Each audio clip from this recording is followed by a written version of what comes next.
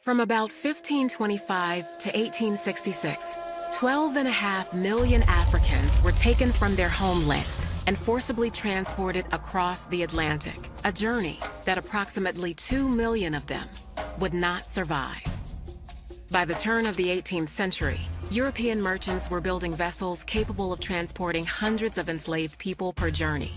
These ships had extra portholes for ventilation, weapons mounted on deck in case of rebellion, and additional compartments added below deck to take on more human cargo. Before boarding the ships at African port cities, enslaved people were stripped of their clothing and remaining possessions and had their heads forcibly shaved. During boarding, which could take weeks or even months, enslaved people lived on the deck of the ship in a temporary wooden house constructed by the crew. The crew also installed netting around the deck of the ship, designed to catch those enslaved who might opt for death over forced servitude. Once moved below deck, enslaved people would find themselves stuffed into compartments with ceilings as low as 4.5 feet, where they would spend most of their voyage. They were segregated by gender and age. Adult men were kept separately and shackled in pairs. Women usually left unchained in their designated compartment, and children often free to move about the ship. There were no sanitary facilities of any kind. Enslaved people were forced to relieve themselves where they sat, creating hellish conditions when combined with the heat and lack of ventilation below deck. Disease was rampant.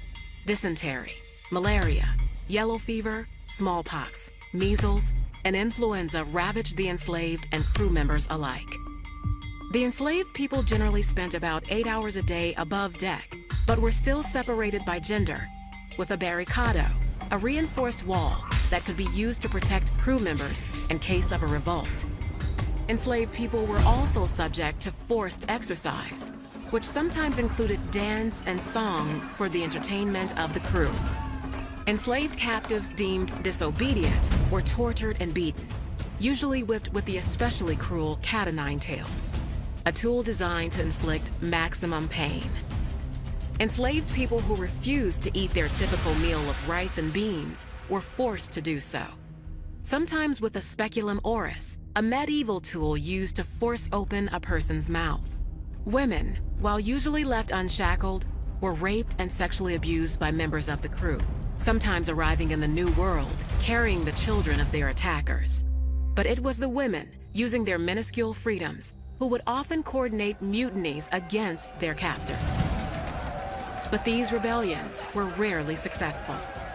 The true extent of the horrors of the Middle Passage came to light in a 1783 court trial over the slave ship Zong. The Zong left present-day Ghana in August of 1781 with 442 enslaved on board. After a 2-month journey riddled with navigation errors, 62 enslaved people and 7 crew members had perished without reaching their destination. Disease was spreading throughout the ship, and fresh water was running dangerously low.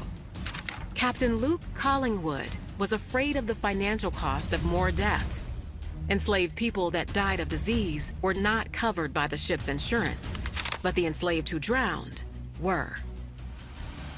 Collingwood ordered approximately 130 enslaved people thrown overboard. He claimed it was necessary to do so to halt the spread of disease. At the trial between the Zong's owners and their insurance company, the owners argued that because it was legal to kill sick animals for the health of a ship, it was legal to treat enslaved people the same. The court agreed with the ship's owners, but the trial itself exposed the horrors aboard the Zong, and its story was republished by British abolitionists with the name of the ship redacted, meant to show that this tragedy could happen on any ship transporting enslaved people across the Middle Passage. 24 years after the Zong trial, the international slave trade was outlawed in both Great Britain and the United States. It would take England an additional 26 years, and the US another 58 years plus a civil war before the practice of slavery was officially abolished.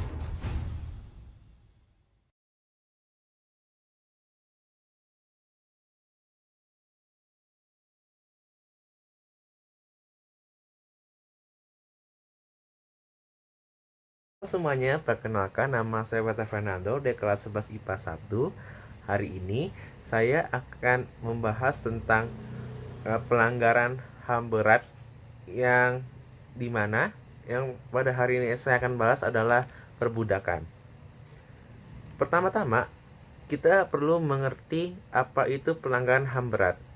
Pelanggaran HAM berat tertuang pada pasal 1 angka 6 nomor 39 tahun 1999 yang dimana berbunyi tindakan apapun oleh orang atau kelompok orang termasuk aparat negara sengaja atau tidak sengaja atau lalai yang mengurangi, menghalangi, membatasi, dan mencabut hak asasi dari orang yang dijamin secara hukum atau kelompok orang yang memperoleh atau tidak terpengaruh tidak memiliki hak untuk penyesalan yang adil dan benar berdasarkan pada mekanisme hukum yang berlaku.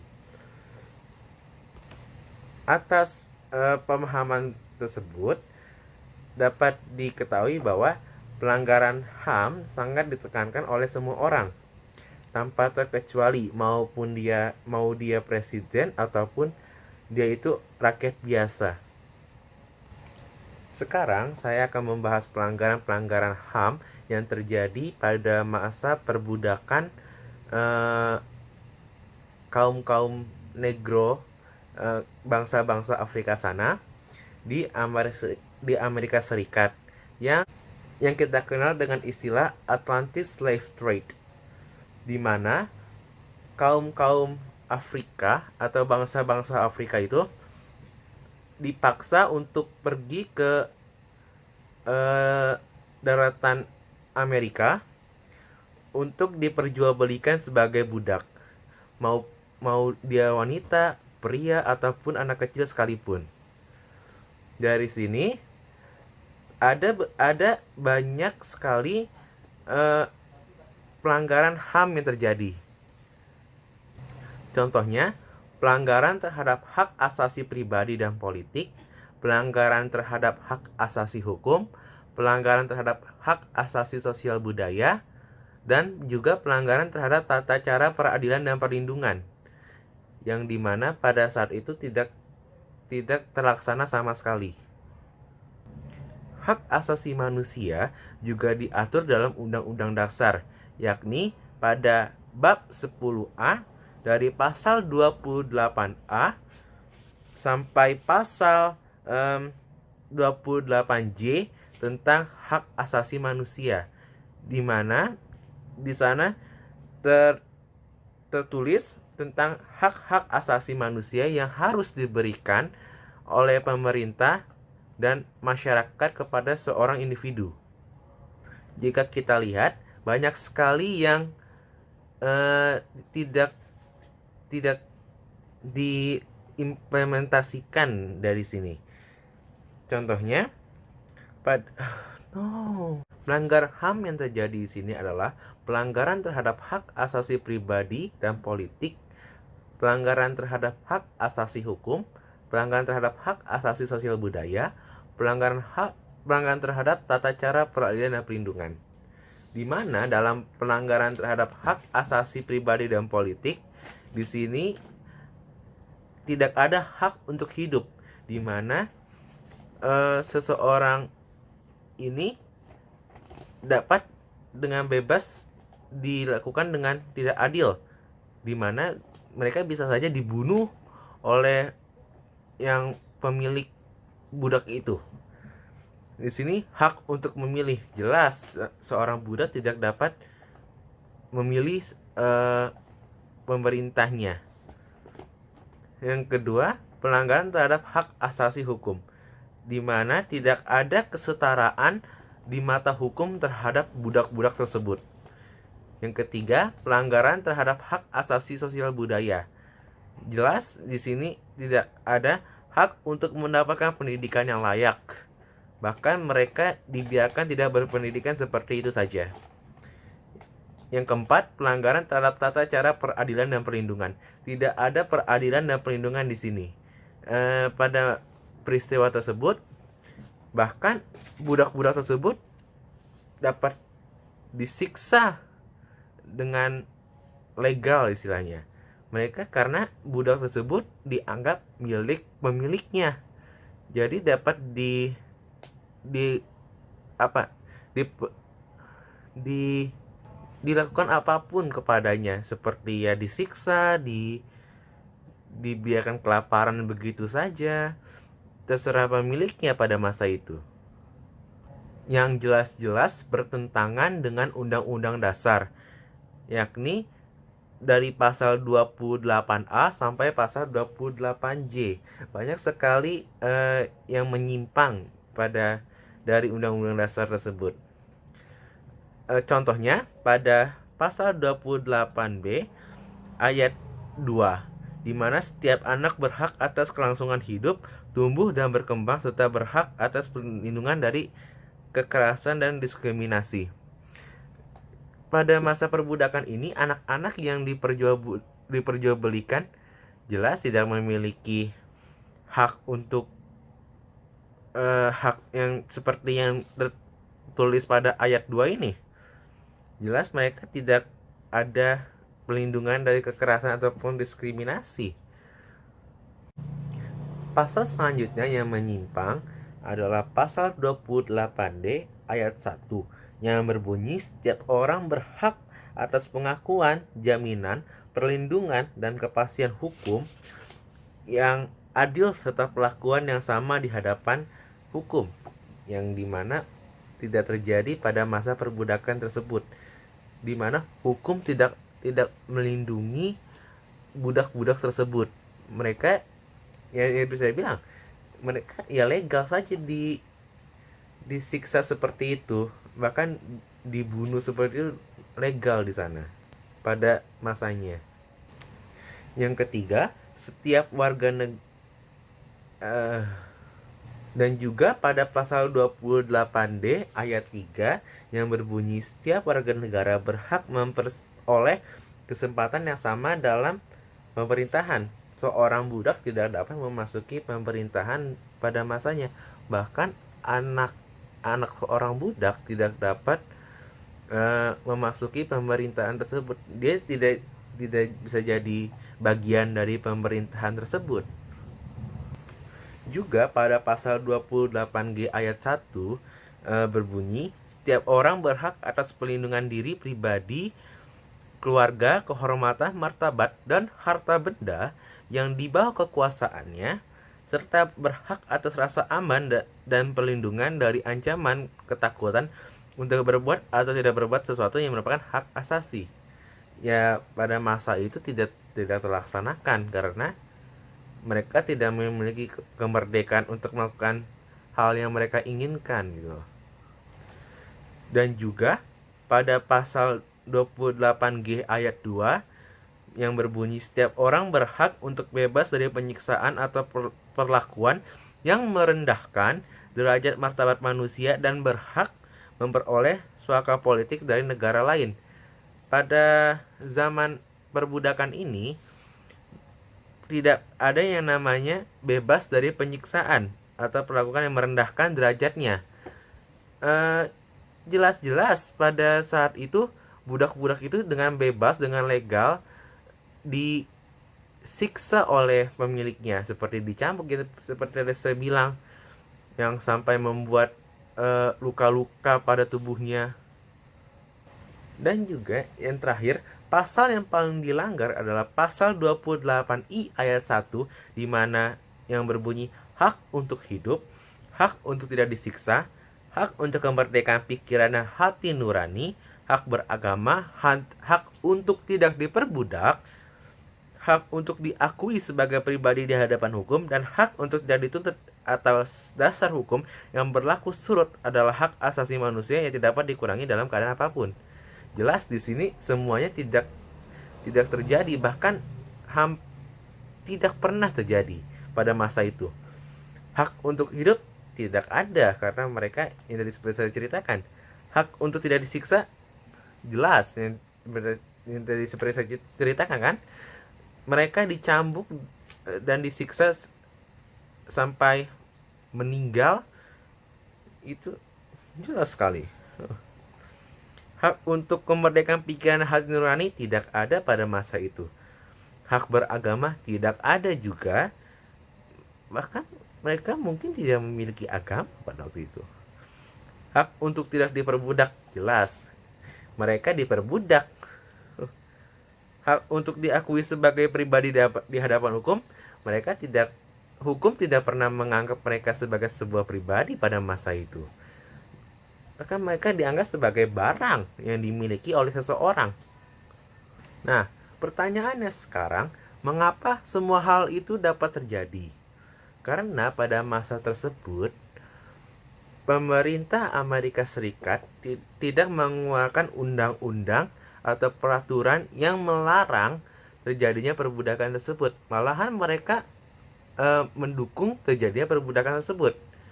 Tidak seperti yang tertuang pada pasal 28I ayat 4 dan 5, di mana yang berbunyi ayat 4 adalah perlindungan, pemajuan, penegakan, dan pemenuhan hak asasi manusia adalah tanggung jawab negara, terutama pemerintah. Dan pasal 5 ayat 5 untuk menegakkan dan melindungi hak asasi manusia sesuai dengan prinsip negara hukum yang demokratis, maka pelaksanaan hak asasi manusia dijamin, diatur, dan dituangkan dalam peraturan perundang-undangan, yang dimana pada masa itu tidak terjadi sama sekali. Pemerintah tidak pernah membuat undang-undang tentang atau peraturan yang